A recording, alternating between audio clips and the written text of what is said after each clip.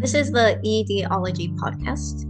I am your host, Elka Kubaku, licensed social worker and psychotherapist. In this podcast, we explore divisive issues around food, health, and body image with the goal of mending relationships within the eating disorder recovery professional community and creating a space where a multiplicity of perspectives can coexist harmoniously. This podcast is uncensored and encompasses the political and ideological spectrum. If you believe something you hear is harmful or misinformed, please be respectful to the speaker. And also, feel free to reach out about recording another episode on the same topic from your vantage point. My hope is that if, as professionals, we can hold each other's stories with respect and compassion, we'll be better able to do so for our clients. Dissociative Identity Disorder, DID, is a condition in which an individual's personality fractures in response to extreme trauma. It is often portrayed in its most extreme and obvious iterations and is thought to be so rare that a clinician is unlikely to encounter it throughout their career. Because it has been designated to the realm of niche expertise, very few clinicians recognize DID when they do encounter it. As a result, people with comorbid dissociative and eating disorders may cycle through treatment centers without receiving appropriate care. In this episode, registered dietitian Annie Goldsmith shares how she became aware that DID is in fact much more prevalent and less obvious than mainstream rhetoric suggests. We discuss how, as providers, when we don't understand the protective function of symptoms, we can unintentionally perpetuate a dissociated person's tendency to disconnect from experiences and create a dynamic that mirrors power structures from their past. Annie shares how recognizing dissociation in clients impacts the way she approaches treatment. Annie has an undergraduate degree in brain and cognitive sciences and has completed graduate coursework in human nutrition. Her work has always been guided by a strong curiosity about how biology and psychology interact to shape human experience. Before pursuing a career in nutrition, Annie worked in a neuroscience research lab. She has experience treating eating disorders in PHP, IOP, and outpatient settings. Annie now runs Second Breakfast Nutrition, an outpatient group practice centered on weight-inclusive, social justice-oriented, and trauma-informed eating disorder care. She studied somatic and polyvagal-informed approaches to nutrition therapy at the Embodied Recovery Institute, where she now serves as faculty. Annie has presented on the interaction of eating disorders and dissociation at the ISSTD World Conference, EDRD Pro, and the Healing Together Conference through an Infinite Mind. She recognizes that her clients, many of whom are survivors of complex trauma and live with dissociative identities, are her greatest teachers. She is passionate about working with clients from a bottom-up approach, centering and supporting the wisdom of the body and its innate capacity for healing. Hi, Annie. Thanks so much for jumping on today. Thanks, Elka. I'm glad to be here. I think this project that you're doing is really wonderful. Thank you. So can you start by just telling me a little bit about what you do professionally, specifically working with issues around food, weight, health, or eating disorders? Absolutely. I am a dietitian. I have a small or big group practice, depending on your point of view, here in Charlotte, North Carolina, which is where I live, by way of Boston and New York. So I'm originally from the North, but found myself here in the South. And I've been working in the eating disorder field for about 10 years. And I think, so my initial degree was actually not in nutrition at all. I studied brain and cognitive sciences in undergrad, and I thought I wanted to be a neuroscientist. And I always was kind of like, I'm really interested in that intersection of kind of where biology and psychology come together. Yeah. And when I decided that that was not ultimately the career path I wanted to pursue, nutrition felt like a similar place where there was that intersection. And I had not initially planned to go into eating disorders, but I think when that's sort of where your curiosity lies, sort of all roads eventually lead you there. Yeah. So it's where I found myself. But my professional career has taken a sort of interesting path within the field, which I know we'll talk a little bit about today. So Yeah. Yeah. Yeah, so let's jump right into that. When we spoke last time, you were talking about the intersection between DID and eating disorders, dissociative ident identity disorder and eating disorders, and how you've started working with clients, a lot of clients experiencing both of those diagnoses, and have gotten pushback from people who don't really believe DID is as prevalent as it actually is. Hmm.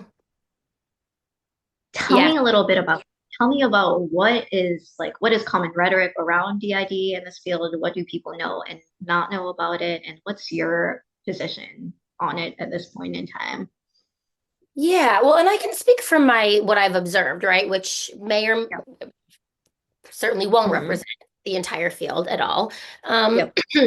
but what I've sort of observed is that the eating disorder field and the trauma field, Mhm. like kind of like trauma specialty and folks who really focus on working with DID, there seems to be a real just separation between these two fields.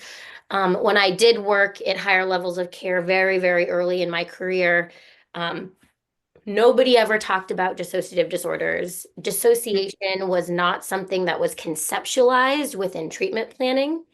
And Mhm. based on some of the treatment models that I worked within, there was a lot of exposure-based Mhm. um, interventions that did not account for, did this person actually become more common regulated, or did they just become more dissociated? Right? Like, what's allowing them to do the behavior, right, that the clinicians are wanting to see? And Mhm. um, so I think what my personal opinion and observation is that there's just a lack of conversation and awareness of dissociative processes within the eating disorder field that then essentially leads to these diagnoses being missed and not Mhm. conceptualized within, case conceptualization to support treatment planning. And Mhm. what that can lead to is essentially people being subjected to treatment interventions that do not understand what they're actually going through and actually can recapitulate the same Yep. kind of power over dynamics that led to the eating disorder in the Mhm. first place and actually sort of just entrench the eating disorder further. So, um, Okay. yeah. So I'm Yep. feel really passionate about it because without this conversation and understanding, there's a lot of people who are not only not getting better, but they're actually getting harmed by some of our most kind of prevalent, kind of gold standard interventions that the field has to offer. So interesting. So, two things that I'm hearing in this as you're describing the importance of understanding DID is when we talk about doing exposure work, there can be a situation where you have somebody who's doing the exposure and they're staying with the task, whatever, whether that's eating the food or being in whatever triggering situation.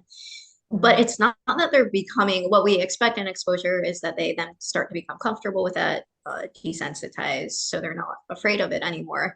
What's happening instead, though, is that this person is not becoming comfortable with that. They're just shutting down their system so that they can tolerate it. Yep, yep.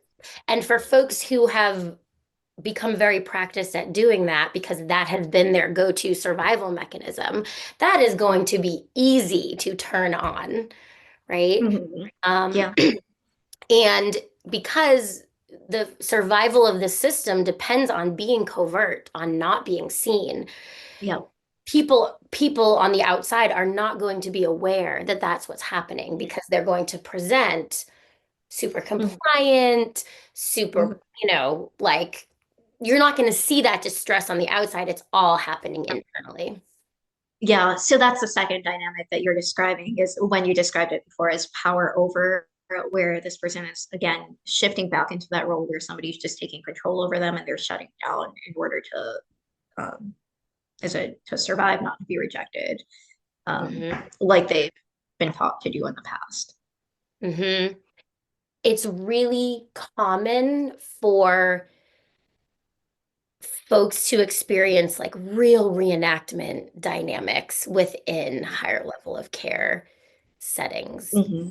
unbeknownst to everybody involved and without anybody having malintent, right? This is not about people trying to be cruel Yeah. on purpose. It is about relational dynamics that are happening outside everybody's awareness. Yeah, that feels so tricky, and I can see it being so painful as you're describing it because I've interned in higher levels of care, and I've seen where some like, and sometimes it's out of necessity, but there is like um like we need you to survive, you need food to survive, and our job here is to make sure you eat. And I can see where that would, and like treatment trauma is real as well. And when somebody has that pre-existing trauma or that pre-existing pattern of being taught to ignore themselves um, in order to survive by aligning themselves with who's ever in charge or in power. It seems like you described so like it makes so much sense that there'd be that reenactment.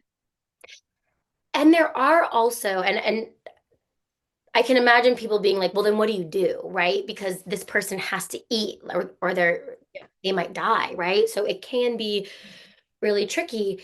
Um, the way that I approach that, and I think a way that we can approach that as a field is, so often what's happening is the people that we are supporting who have DID or, other dissociative mechanisms going on is that what we're seeing is the survival double bind that they are in, right? Yep. That when there is a situation in which there's maybe disorganized attachment, caregiver is abuser, or there's some other situation where they have to stay in relationship, right? Which is essentially what's Yep. happening in higher level of care with Hmm. the same person who's also enacting what is being experienced Hmm. harm.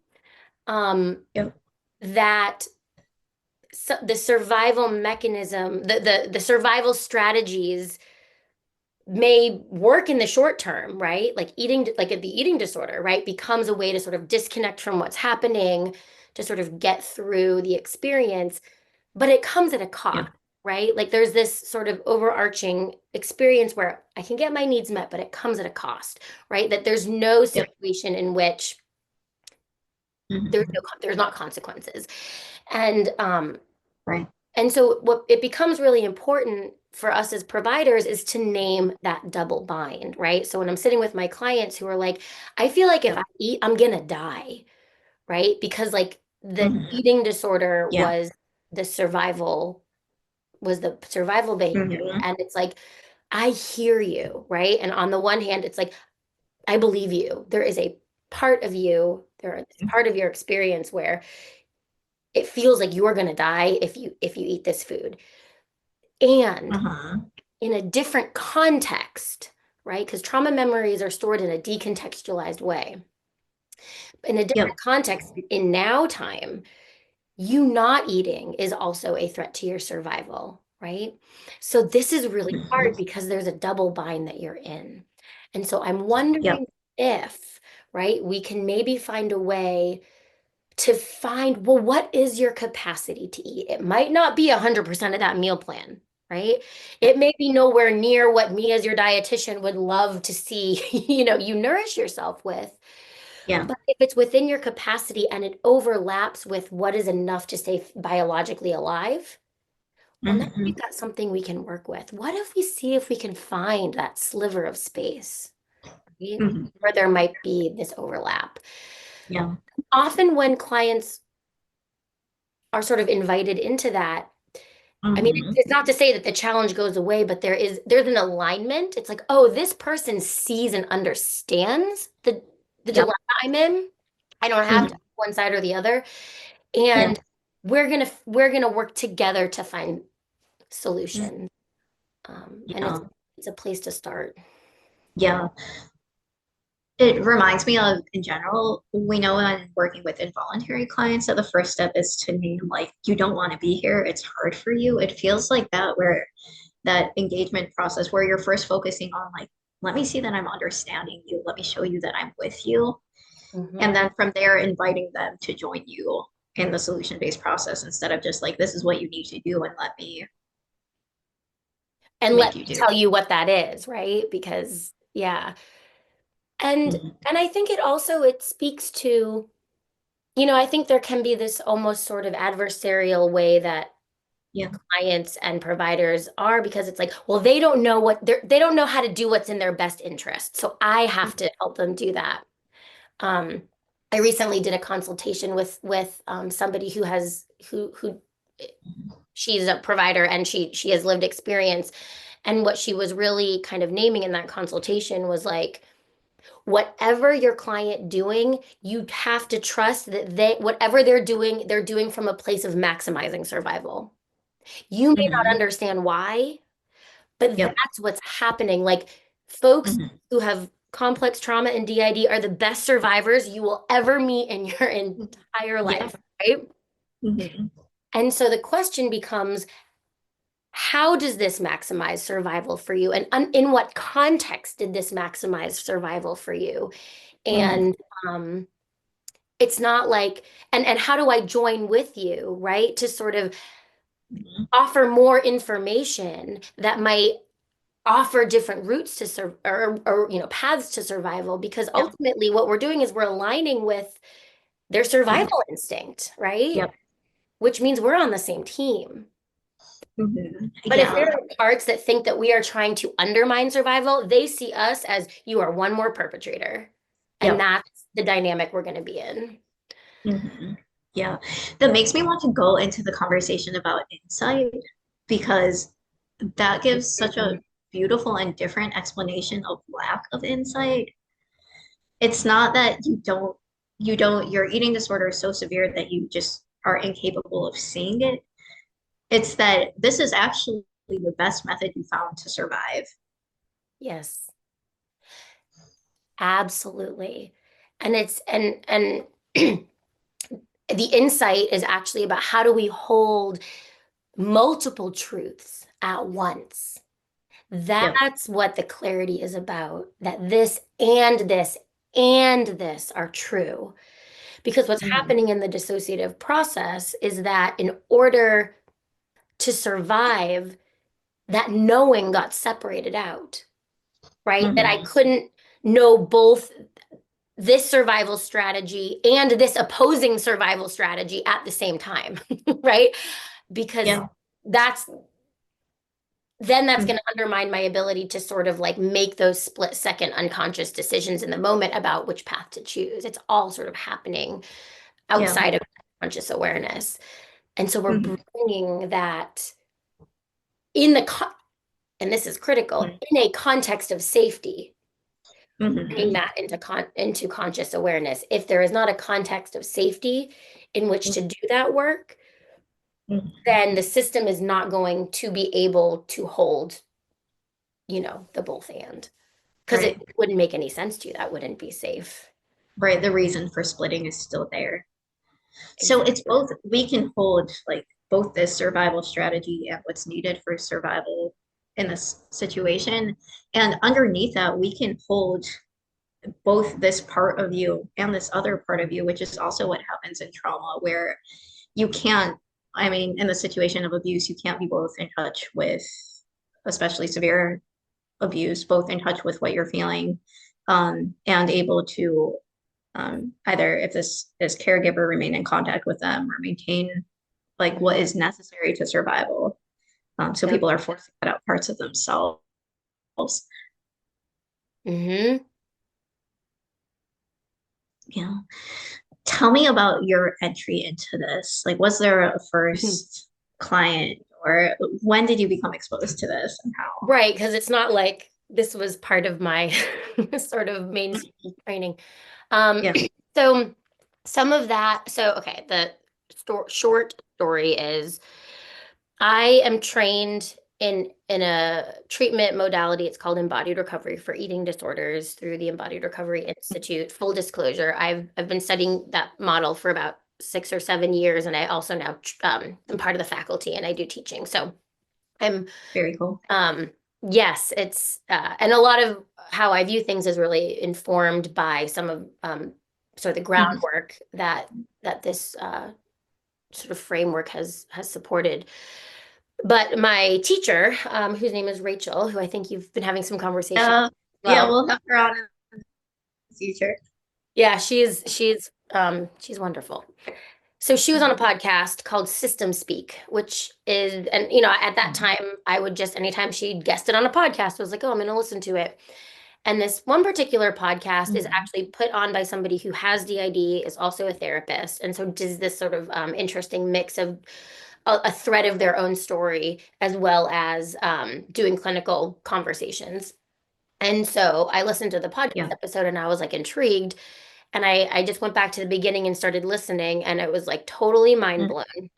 Like, was like, is this Mhm. even real? Like no one talks about this. Like, how is this, But as I started to listen, I started to sort of notice some of the themes. I was like, these are very familiar themes. Like, and some of the things that the podcaster Mhm. was talking about, I was like, I see this in my clients.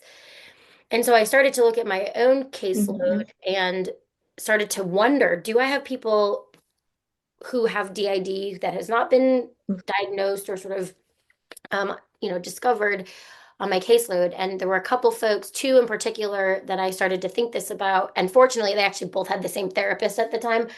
Mhm.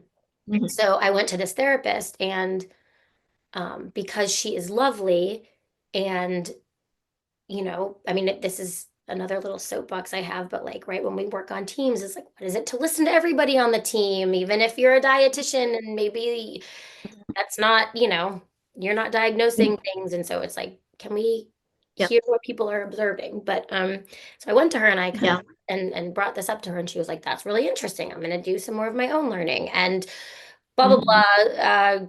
Both of these clients ended up with DID diagnoses. And then from there, I just was like, I have to learn about this. Like, I just didn't know anything. So I have Can I since rewind joined, for one sec? huh? Can I rewind for one sec? Oh, yeah. Can you just name what were those things that you heard on the podcast that you recognized from your clients? Yes, I can. Um, oh gosh. Um, it's well, it is hard to sort of put into like a small sort of like list. I think for me, it was my clients who were sort of essentially in this therapeutic process, but there was just a lot of stuckness and really like not much was changing. Um, Mhm. and there would also be sort of sometimes just these incongruencies or inconsistencies that just there was just a sense of like something just doesn't quite make sense. Um, Yep. and it was subtle. It wasn't like it's not how the media can depict. It's not like the United States of Yep. Tara where people are coming in wildly different outfits and like exaggerated Mhm. like different personalities. It's a very often, most of the time, a really covert kind of thing, and you wouldn't necessarily know at all. Um, I have come to believe now that anytime Mhm. someone is showing up with a severe and enduring eating disorder, they've been in and out of treatment a Mhm. bunch of times, they've gone through multiple, like you just, that my initial thought is always, has there been a dissociative disorder assessed for? Mhm. And some of the Very interesting. supervisees, huh? It's very interesting. Some of my supervisees will laugh because 9 times out of 10, especially if someone's bringing a case that's like their most difficult case and they're feeling really stuck, I'm Yep. sort of like, well, has anyone assessed for dissociation? And, we often kind of go down that pathway because when you look through that lens, all of a sudden things that just don't make sense, they make perfect sense, right? They're very Yep. logical. Um, Mhm. but a lot of it's sort of happening internally. And so externally, you're not seeing a lot of the information that would allow some of these, what the client's showing up with to make sense. Mhm. Yeah. Yeah. And I feel like I cut you off in the middle of the story. Can't even Do you remember have it. a thing in the middle of something? I'm like, um, oh right, okay. So So you listened to this podcast episode, had these two clients who like it felt like it matched what you were hearing. It felt like it matched what you were seeing with them in some way. Um, Contacted their therapist, started doing some of your own research, wound up giving them a diagnosis. That's where we were in your story of how you got involved in this. Yes. So I decided to join a professional organization called the ISSTD, which stands for the International Society for the Study of Trauma and Dissociation. And this is sort of Mhm. the one of the professional groups that does a lot with supporting clinicians and learning about DID. I also started attending annually a conference that's put on by an organization called An Infinite Mind, which is for people who live with DID as well as folks who support them. And that's an Yeah, amazing conference. I'm actually going this coming weekend because yeah. most of the clinicians who present also are out with their lived experience. So Okay. you really get to learn from people who can share, in a way that folks who don't have lived experience can. And I think that's one of the things that I was actually thinking about it kind of before we had this conversation today, like why I feel so passionate about kind of talking about working with this population is I Yeah. think that similar to other groups that we talk about in the eating disorder world, people who live in larger bodies, people who are trans, people of color, like who experience discrimination within the field with current treatment modalities. Um, that is very true of people with DID as well. Mhm. But this particular group is not named as a group that would be marginalized or harmed within the field. And so it feels really important to start Yes. to like share that awareness so that people can be aware that, it's just like if Mhm. you're not using weight inclusive approaches in your eating disorder care, you're harming fat people, right? Mhm. You're harming Yeah. everybody. If you're not using dissociation informed interventions or, conceptualizations within your eating disorder care, you are harming people with dissociation. And most people with Mhm. eating disorders dissociate Mhm. in on some point of the spectrum. But of course, folks with DID are going to be harmed the most because that's sort of the diagnosis in which it shows up kind of in the most extreme way. Yeah, that feels true to me even outside a DID diagnosis. Like I'm even remembering my own I had struggled with binge eating, very controlled person outside that and I remember like I definitely had that moment of like who is this person? And Mhm. also that moment further along like when I had um like failed at quitting so many times where I had this moment where I'm just like I'm eating and I'm not even conscious like I can't even fight this anymore. So Mhm. I'm just imagining magnifying that by somebody who has this severe trauma history Mhm. and unacknowledged like actual DID. That's got to be so tough. Yeah, and what supports somebody to be able to, right, like sort of bring more of that into awareness and, you know, Yeah. setting goals to follow your meal plan is just, it takes a little more than that. Um, but yes, and I do think that it makes me think of how IFS as a sort of treatment model Mhm. is becoming more and more popular. And I think there's a reason for that. I think people are starting to recognize, whether you have DID or not, we all have Mhm. parts of ourselves and we all have, even if they're not sort of maybe consciously, separate, that we can really in our bodies, like somatically, can Yeah. have these different parts that will respond in whatever way they think is gonna, help them survive the most. And, Yeah.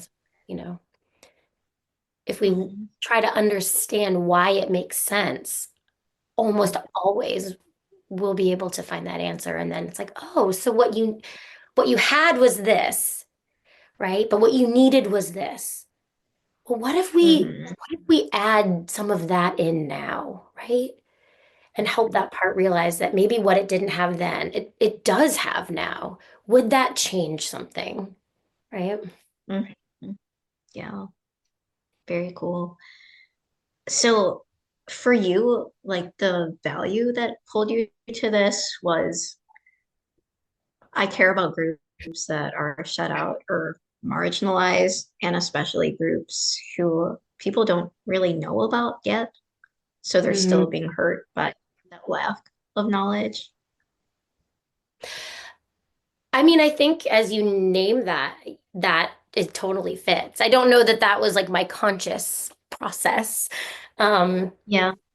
but I think I'm sort of deeply driven by like this sort of passion around injustice, as I think so many of us in the Yeah. field are, right? Like, and Mhm. this just happened to be an area that I had the, I think, privilege of being introduced to, and Yeah.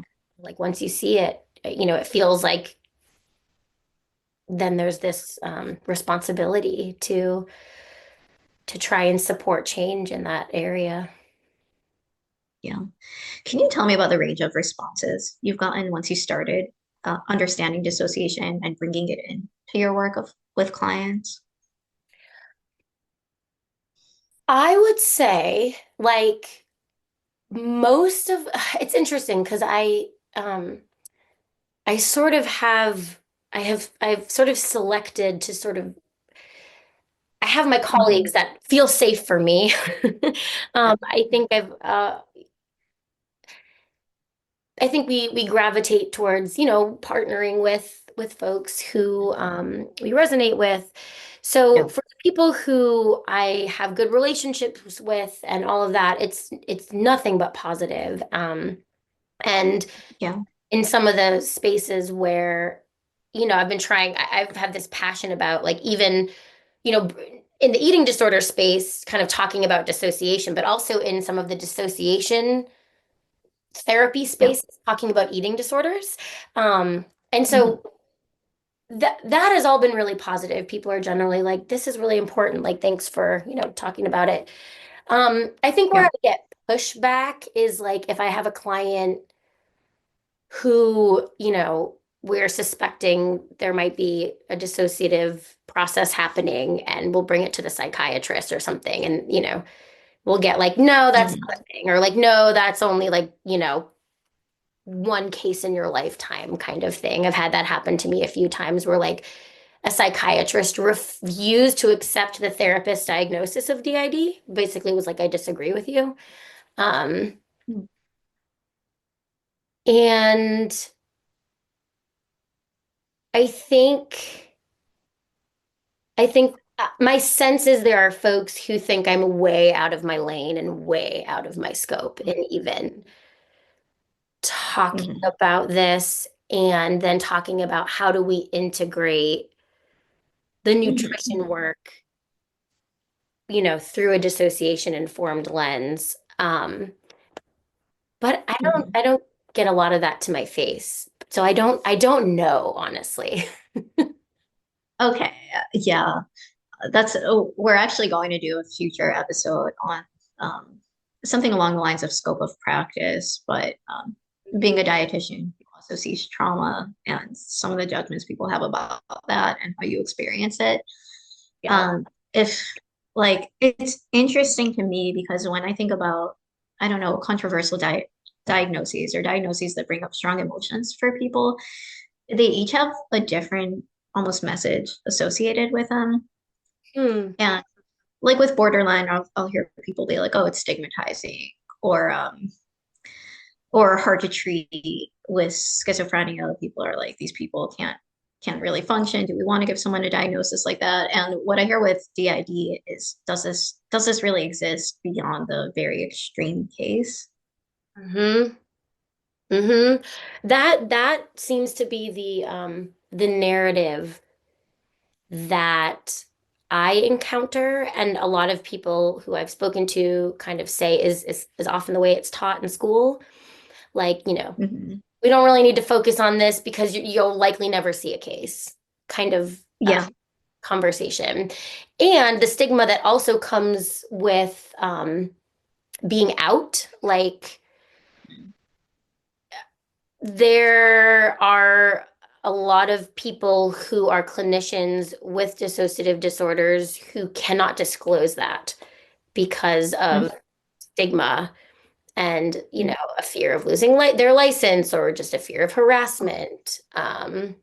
I think it depends on where you are, but um, Yeah. that's also like when I've attended this conference, that's often been like one of the breakout groups is like, you're thinking of coming out, like, what do you Mhm. need to be thinking about? And um, Oh.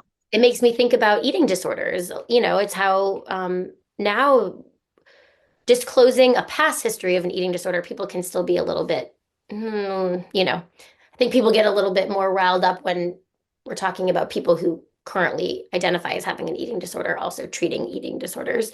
Mhm. Um, but that is a conversation I think the field is grappling with a little bit more than maybe a decade ago. Mhm. Um, Yeah.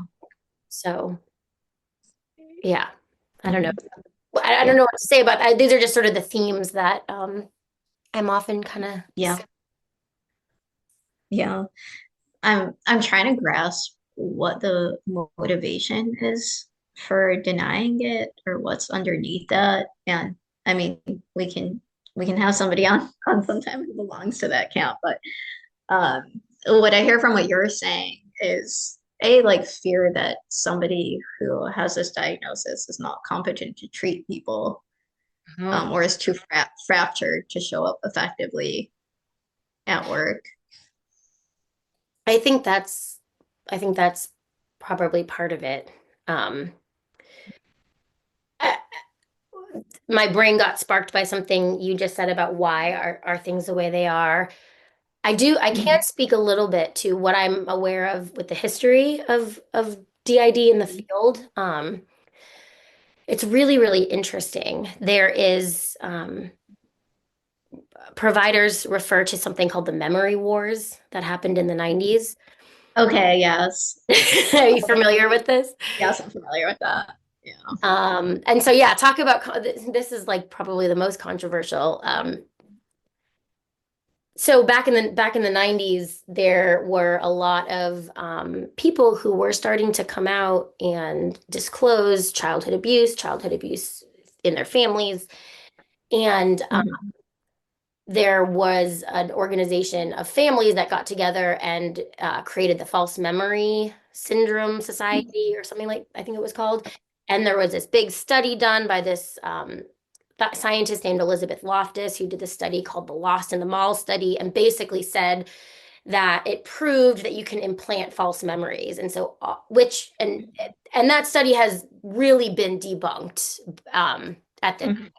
But it's been used in court quite a bit to sort of say like you can implant false memories. And so all of these therapists were getting accused of implanting false memories in their clients. Therapists were getting sued.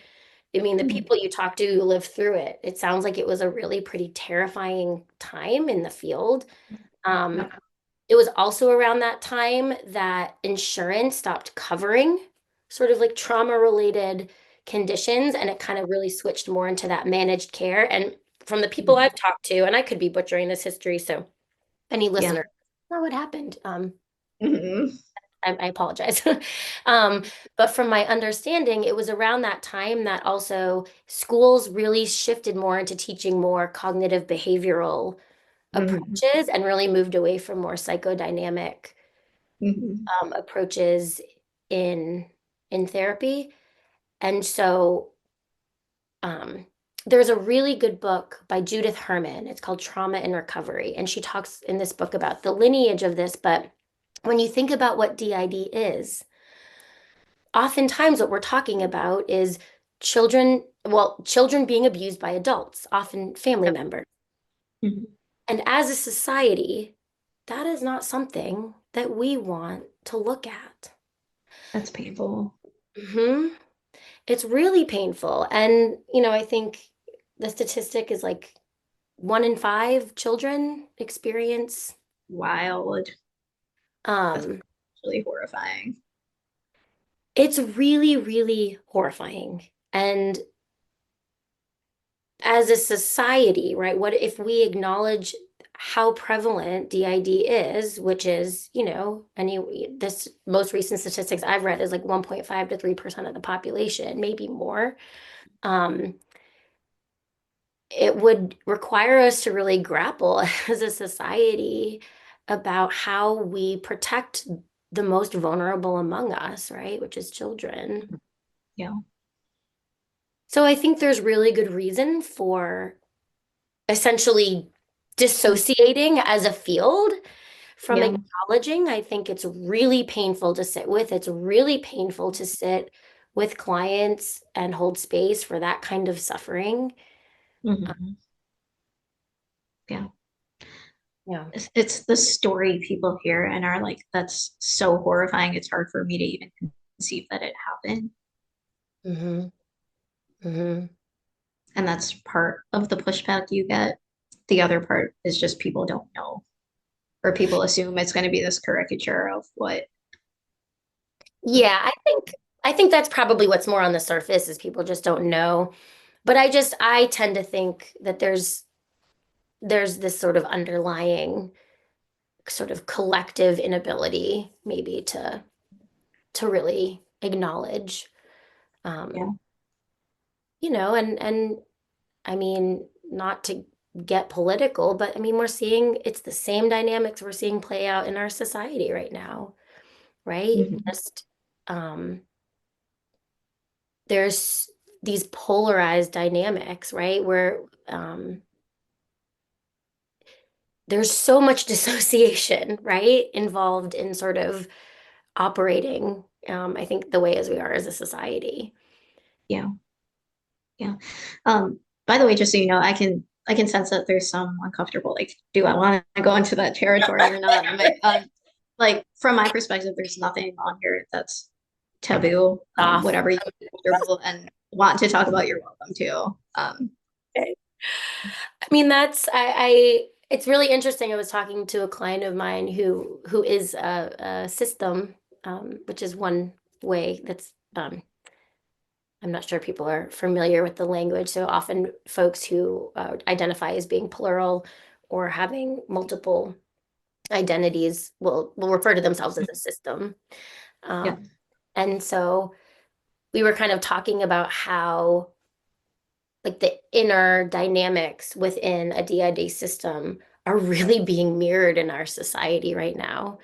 Like it's Mhm. very common within systems to have parts that are really, really polarized and Yeah. that really feel like what the other one is doing to survive is in direct opposition to my ability to survive, Yeah. right? I feel that. I've seen that. Yeah. And that's essentially, I think, like the way that our society is sort of structured at the moment. Like, Yeah. and everybody is running off of fear. Yeah. And when we look through an attachment and trauma informed lens, right, what that sort of the antidote to Mhm. dissociation, right? Like we talked about earlier, the context in which you can start to become aware of this and this and this, right? And that we're not actually that we're all just trying to survive and can we Mhm. find ways where we work Yeah. together, right? Like it Mhm. requires a context of safety. Yeah. And that's not just it's that's rooted in our neurobiology, right? If we bring in polyvagal theory, which Mhm. is it's a Steve Porges's work, which kind of talks about how our autonomic nervous system responds to threat versus safety. When we don't have enough safety present, our biology does not support our ability to um, view others as safe. Like our biology goes into a survival mode, and our brain is going to start to look around and say, okay, who's the predator? Where are they? And we get a Mhm. very foreshortened sense of the future. right? We go much more into moment to moment survival Mhm.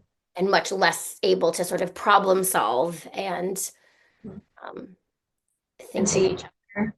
and see each other. Absolutely. Yeah. Everybody becomes the tiger who's about to eat you, right? That I feel like that cuts to the heart of like why I'm doing this too is when you describe that like in the larger political context where um, we often see the other as the person who's threatening our survival, and the other sees us as the person as the people who are threatening their survival.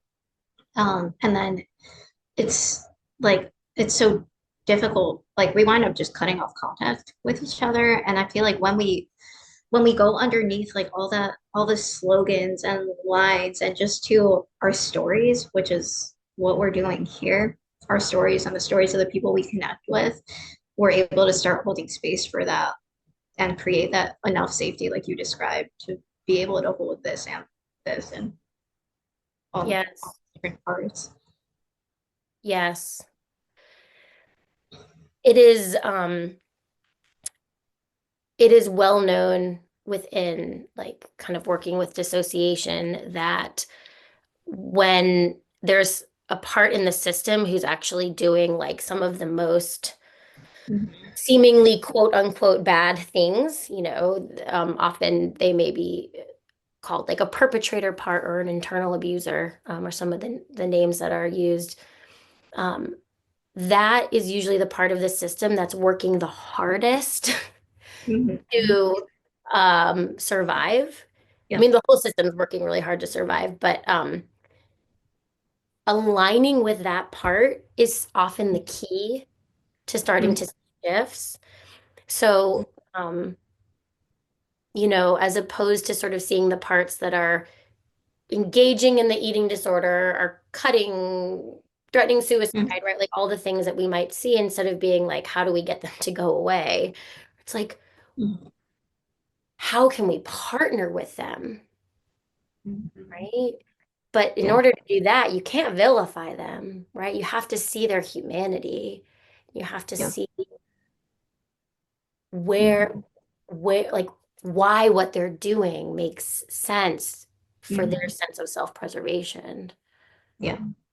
That feels like another place where this diverges really strongly from, I don't know, mainstream or traditional, especially in higher levels of care treatment for eating disorders, where we'll often hear phrases like colluding with the eating disorder, don't collude with the eating disorder. Like it's something that we have to like almost acknowledge it's the harm it causes and make sure we're not on its side. And what you're describing is something very different from that. Yes. Can you tell me a little bit more about what that looks like when you're working with clients?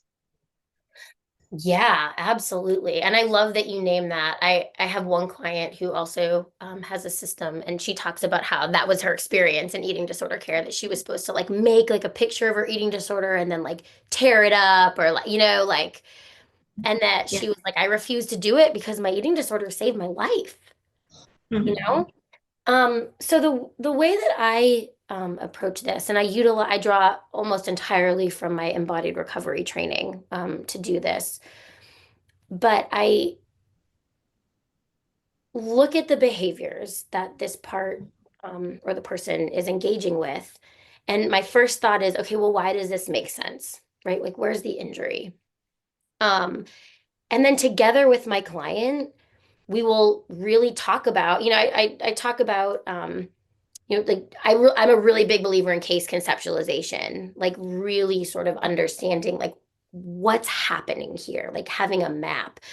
And I really believe in doing that with my clients.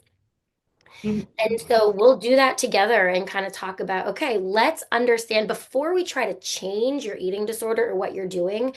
let's together really build a map to understand why all of these behaviors are perfectly logical within the context of your lived experience. Mhm. And that we can also name that the context in which these behaviors developed or parts of self might still be sort of stuck in trauma time. We talk about that with dissociation a lot. in the context that you're in now, a lot has changed, but these same contextually bound behaviors persist. Mhm. And so we can both honor that this really made sense within the context in which, you learn to do this. I wonder if we can explore if those behaviors still make that same kind of sense now. What Mhm. evidence do you have that things are different? What evidence do you have about the resources that are available to you?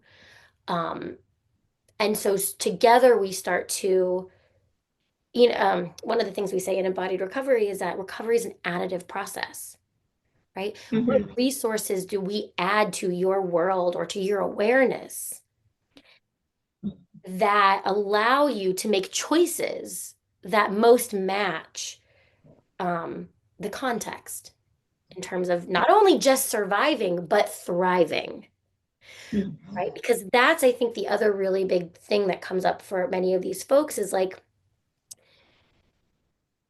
the idea of living, right?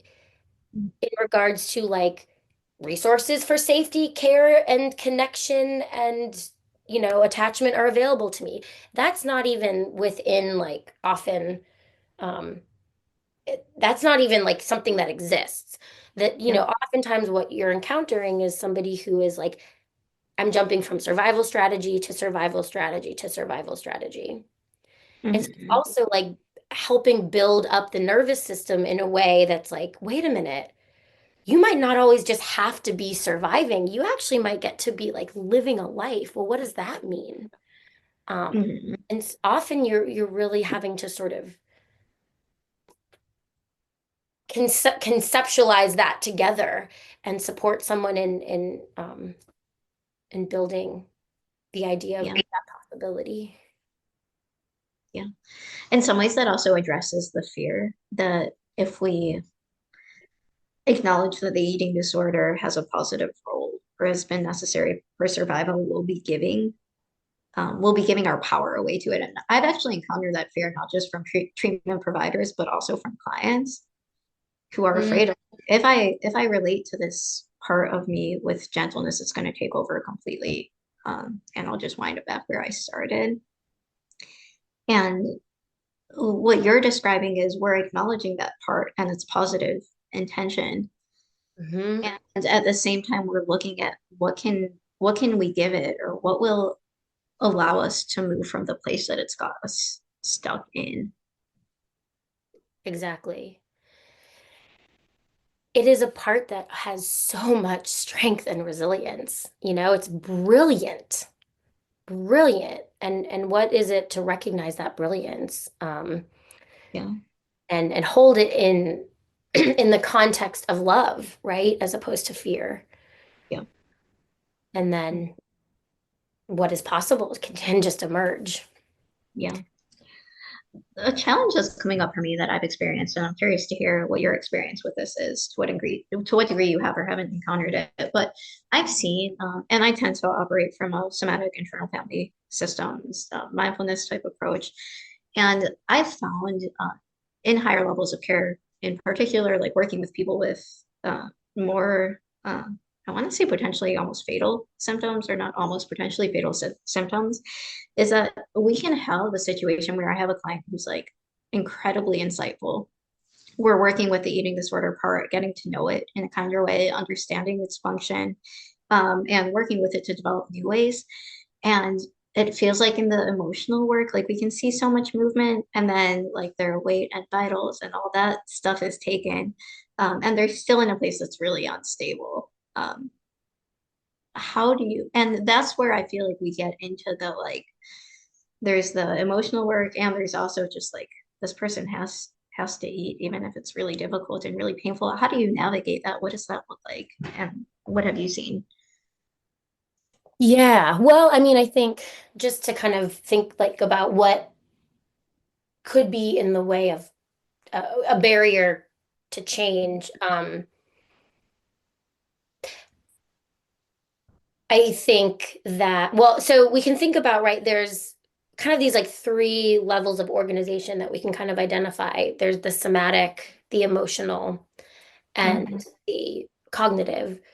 Yeah. And so even if someone is doing work on some of those other levels, if somatically there is still a, automatic survival response happening that's not being sort of addressed, that could certainly be part of, why just the physiologically the system can't tolerate, right? Like Mhm. sometimes we have to work with that physiology itself through Mhm. somatic interventions to support increasing capacity.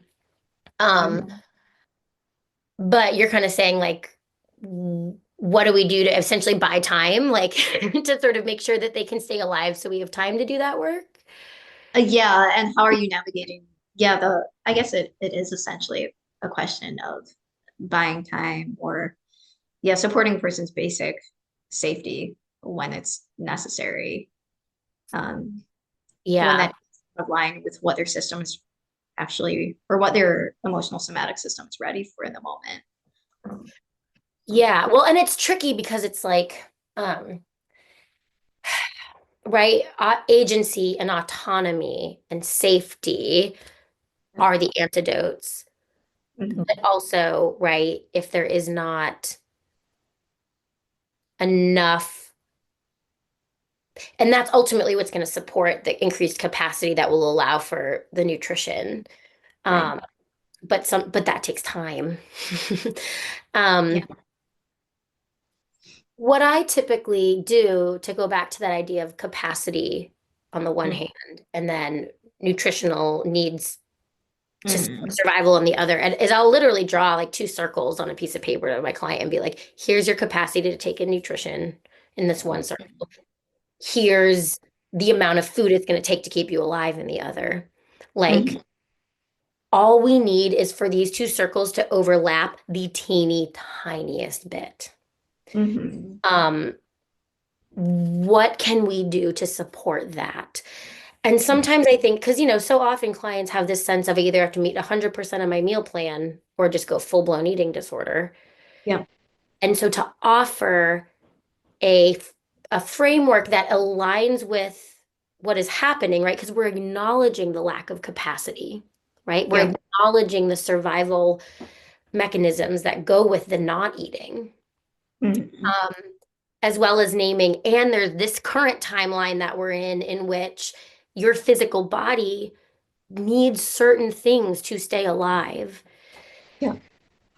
Often that conversation can create some Mhm. movement Yeah. around. I mean, you're not going to be like feeling great Mhm. about it. You're not, um, Mhm. but I also think, and maybe this is like a good thing to sort of land with. This is something Mhm. that this person that I did this consultation with said. Um, Again, to repeat, it's like they are doing their most um, the survival strategy that maximizes the most potential for survival. And I think sometimes what happens is completely inadvertently, we as providers are recreating a situation in which that becomes more needed. So I think some of it is about how do we sit back and trust that with support and safety, what is needed for life can emerge. Um, and also, Mhm. how do we sit with what we have the ability to control and what we don't, you Mhm. know, which is one of the hardest parts of being an eating disorder professional. Mhm. One of the things that you also see in DID is that parts can like alter physiology. It's really, really incredible the body's ability to sort of adapt in these really resilient ways. But I have worked with clients whose blood sugar numbers will change depending on the part who's in front. Um, Mhm. like some parts have really bad diabetes, while others don't. I've Yeah. also had clients who are walking and talking with their blood sugar in the 20s. How that's Mhm. possible, I can't tell you, but I've literally seen it. For Um, those of us who don't know a lot about the medical side, can you explain what it means medically? What those like just numbers those mean medically? numbers. Um, Yeah. well, so at a blood glucose of 20, you should probably be passed out, maybe in a coma. Um, Hmm. Yeah. so and then yeah, I think that's the only kind of numbers that I gave. Yeah. But I oh, and you know, and a heart rate. So in eating disorders, a heart rate below 40, well, in the 40s and then below 40 is really grounds for hospitalization. Well, so the other question I'm having is how do you conceptualize and like work with when higher levels of care are required? And we know like hospitalization in particular um, tends to be, or there's a lot more potential for things like forced tube feeding, much more hierarchical, much more emergency care, and just this is what we have to do no matter what your system's feeling. How do you conceptualize and like navigate that? Um, yeah, I really think it depends on the person. Mhm. Um, I will certainly still ask people to go to higher level of care if I'm really concerned about their medical safety. But Yeah. I also will honor, especially if someone's been a few times, has experienced harm. Mhm. Um, and Mhm. and ultimately, my stance is I'm going to be really transparent about the level of medical risk I think that you're in right now. And there's some Yeah. things that I'm going to ask you to do, like see your doctor regularly, you know, in this Mhm. context. But um, I will not abandon a client ever. And there are clients who I've Yeah. told I will sit with Mhm. you while you're dying if this is where this is going, right? If you tell Yeah. me you'd rather die than go back to higher level of care, then I won't leave. Mhm. And I Wow. feel, and that has not always been my stance. That's been you know, something that has evolved over time. But Maybe we can do another conversation about that sometime. That feels like a pretty big topic. yeah, right. Yeah.